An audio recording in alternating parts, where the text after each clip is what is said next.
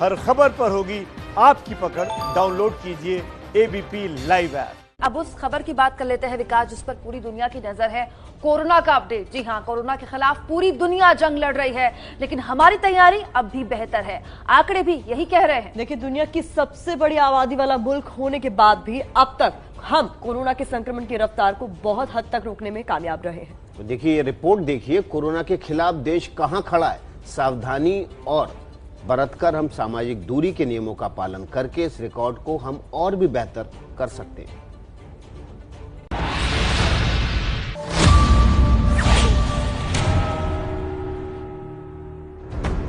देश को कोरोना पर अपडेट देने वाले स्वास्थ्य मंत्रालय के संयुक्त सचिव लव अग्रवाल बुधवार को जब प्रेस कॉन्फ्रेंस करने पहुंचे तो राहत की खबर लेकर आए।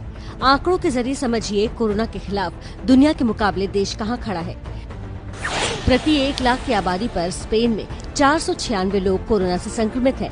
अमेरिका में ये आंकड़ा 442 लोगों का है। इटली में 1 लाख की आबादी में 374 मरीज कोरोना के शिकार हुए हैं, जबकि ब्रिटेन में 371 लोग। कोरोना से दुनिया के इन 4 बड़े प्रभावित देशों के मुकाबले भारत में 1 लाख की आबादी में सिर्फ 8 यानी 7.9 लोग कोरोना से संक्रमित हैं।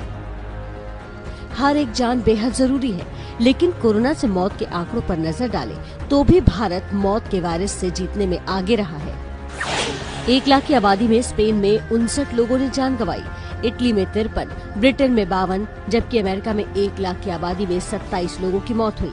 भारत में प्रति 1 लाख की आबादी में मौत का आंकड़ा 0.2 का है।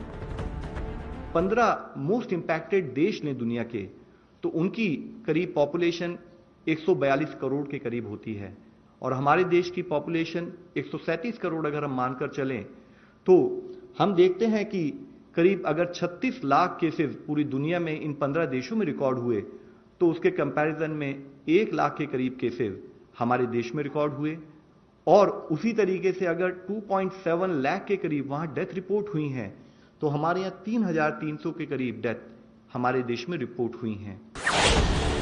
देश में कोरोना के सिर्फ 2.94% मरीज ही ऑक्सीजन सपोर्ट पर हैं। सिर्फ 3% मरीज आईसीयू में भर्ती हैं, जबकि 0.45% मरीज ही वेंटिलेटर पर हैं। अभी लॉकडाउन का चौथा चरण जारी है। लॉकडाउन की वजह से कोरोना संक्रमण को रोकने में बड़ी मदद मिली है। स्वास्थ्य मंत्रालय के मुताबिक 25 मार्च को लॉकडाउन से पहले रिकवरी रेट 7.1% था। दूसरे लॉकडाउन शुरू होने के वक्त मरीजों के ठीक होने की दर 11.42% थी। आज रिकवरी रेट 39.62% है, यानी कुल मरीजों में से करीब 40% ठीक हो चुके हैं। हम कोरोना को हरा सकते हैं। इसके लिए जरूरी है सावधानी, सफाई और सामाजिक दूरी के नियम को जीवन का हिस्सा बनाएं।